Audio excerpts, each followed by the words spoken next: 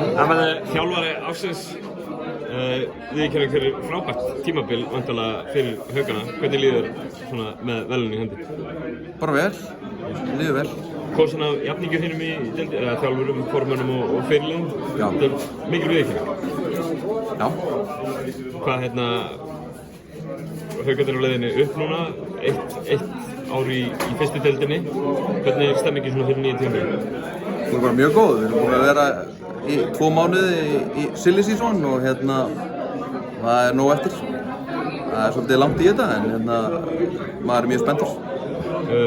Þú segir að margir leikmenn verður orðaðir við liðið fyrir búinir að fá bleka blað frá einhverjum. Gengur ágætlega að setja saman liðið, ekki?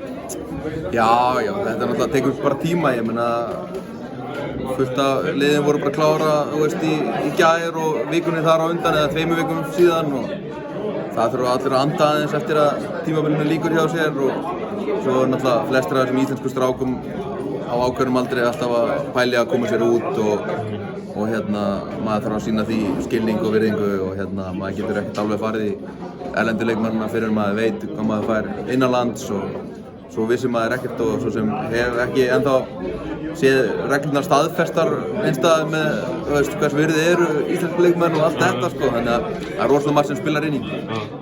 Þannig mikill munur á deildunum, fyrstu og söpudeild kalla.